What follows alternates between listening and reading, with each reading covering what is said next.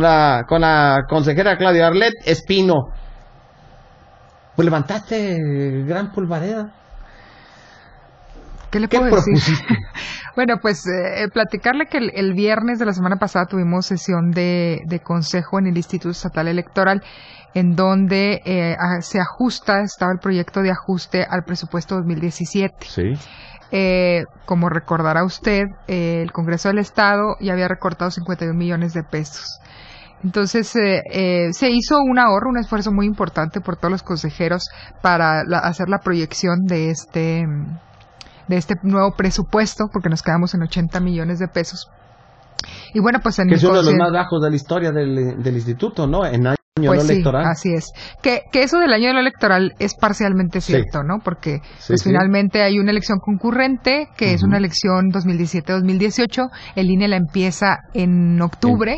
¿En octubre o en septiembre? Ellos empiezan en octubre. Su proceso electoral en octubre. Nosotros estaremos obligados, independientemente que la formalidad nos lo exigiera o no, a empezar proceso con ellos, porque es una elección concurrente, ¿no? Hay que estar participando con ellos. Es casilla única, además, ¿no? Así es.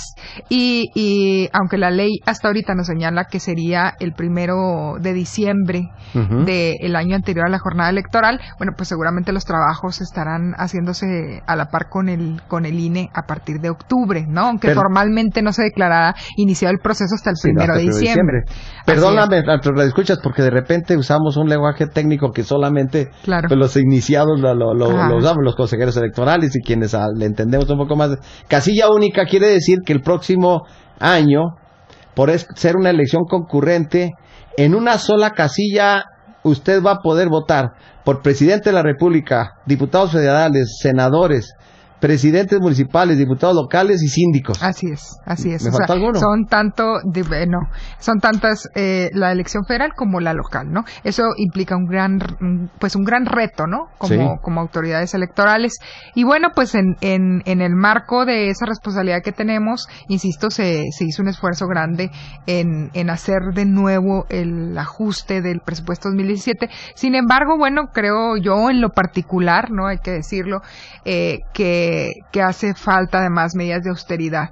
No solamente es lo cuantitativo, como lo he dicho en estos días, no solamente una cuestión de cuánto nos podría rebajar a nosotros en un sueldo, que además lo creo que cuantitativamente pudiera ser significativo, sino la situación en la que nos encontramos, ¿no? Una cuestión de responsabilidad social, en donde la situación del país y la situación del Estado, pues amerita, ¿no? Si no lo habíamos hecho antes, pues yo creo que es un buen momento, ¿no? Claro. A rebajarnos, porque la realidad es aplastante, ¿no? O sea, hay muchas diferencias en salarios. El salario mínimo, bueno, pues usted sabe que por desgracia en nuestro país, en la historia de nuestro país, no ha sido la mejor situación posible. Entonces es una manera de responder a la realidad, de solidarizarse, y yo todavía tengo esperanza que vamos a seguir analizando el asunto, ¿no? Entre todos los consejeros.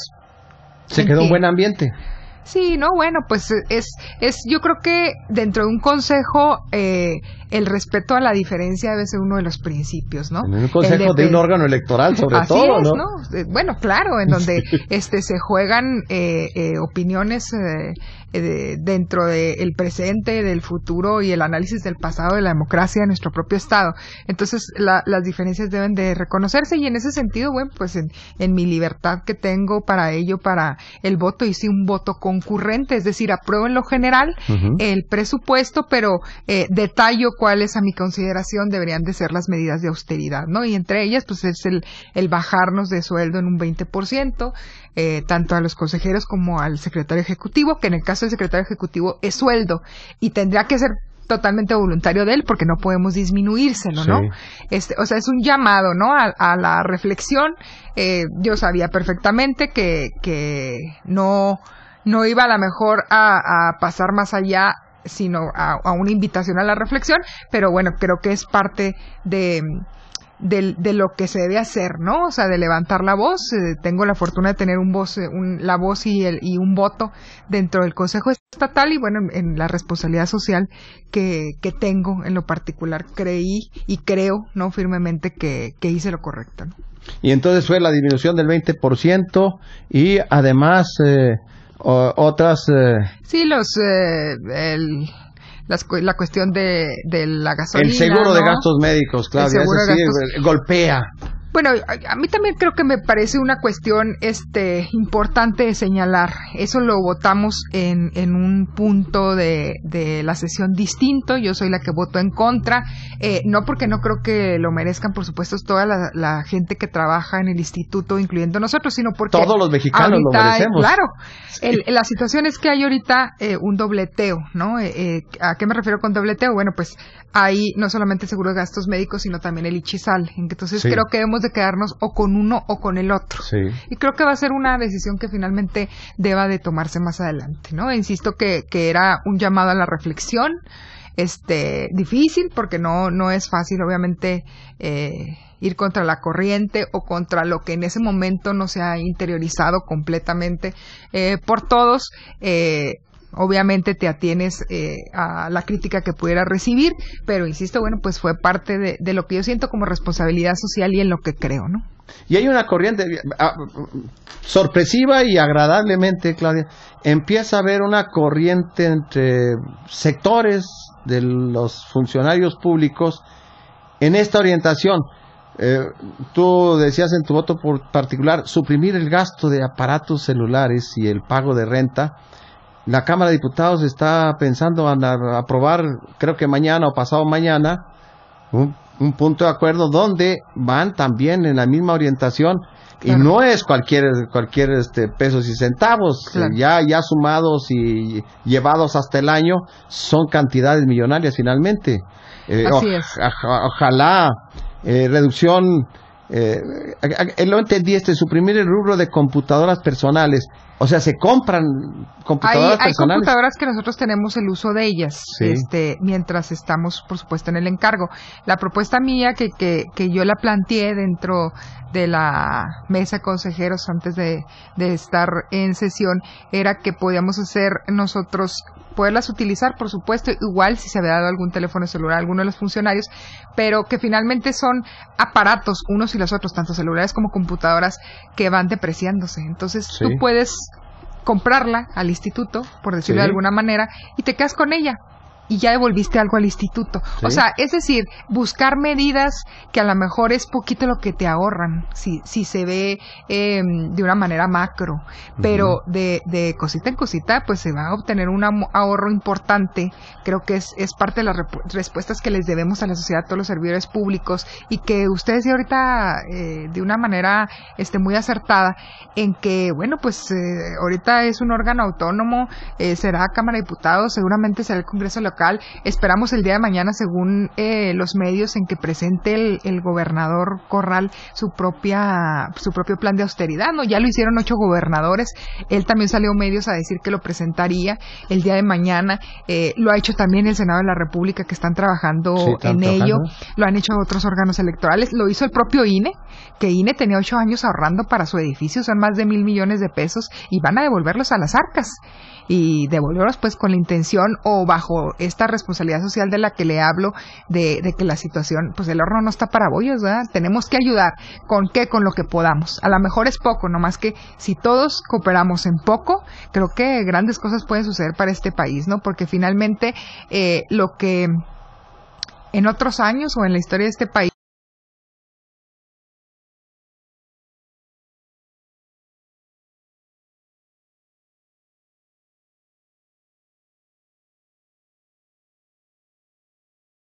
se ha dado en dispendio o en permisividad, porque tenemos que hacer no solamente ahorro, sino austeridad, ¿no? O quizá es la llegada de las redes sociales a nuestro compañero Jorge Armendáriz, que se encuentra aquí a punto ya está en el ¿cómo se llama? En el cajón de bateo, ya listo. A lo mejor que este acceso a la internet y a la creación de las redes sociales como que ha hecho eclosión en la posibilidad de que más ciudadanos puedan o podamos acceder a la información de todo tipo y cruzarla y aventarla para todos lados. Que hay que verificarla también, es cierto, Sí, el otro día a propósito de esta nota de que le encuentran el desfalco de 20,000 millones de pesos al presidente, un amigo me preguntó, ¿y qué opinas de esa nota? Y yo le contesté, ¿leíste la nota? Porque la nota no coincide, el texto de la nota no coincide con el título, entonces pues no eran desfalco, eran derivaciones presupuestarias. Ajá. Lo digo porque hay muchos amigos, mucha gente nos ha estado preguntando sobre esto y aprovecho el momento. Pero entonces, es que tú estás, Claudia, estás convirtiéndote en uno de los funcionarios, no sé de otro, en Chihuahua, funcionario público, que está abordando uno de los aspectos más sensibles para la sociedad chihuahuense, el de los elevados salarios o ingresos de los funcionarios públicos. Aquí lo hemos sostenido, que los funcionarios públicos el más alto debiera tener, no mereciéndolo en la mayor parte de los casos desde nuestro punto de vista, lo que gana un catedrático de los más altos niveles en cualquiera de nuestras dos universidades públicas, que estoy hablando que ganan 65, 70 mil pesos, pero tuvieron que pasar por la maestría, el doctorado, luego hacer una serie de trabajos para poder acceder al Sistema Nacional de Investigadores. No estamos hablando de cualquier maestro. Mira, ahorita que tocas ese punto, yo vengo de la academia, soy profesora universitaria, eso he dedicado los 15 años de mi vida profesional. Y sí, pues en efecto, aunque tu carrera exige grados académicos, investigación, publicaciones y una serie de cosas, y te permite vivir bien, decentemente, tener lo necesario para vivir, ¿no? Y hacerlo de manera correcta. Pues es cierto, ¿no? Luego los sueldos de los funcionarios públicos pues están muy alejados de una realidad. Digo, ojalá y tuviéramos un país en donde pudiéramos darnos ese tipo de lujos, ¿no? En algunos casos será cuestión de merecimiento o no, pero insisto que la situación ahorita es la problemática a la que nos enfrentamos. Es decir, no solamente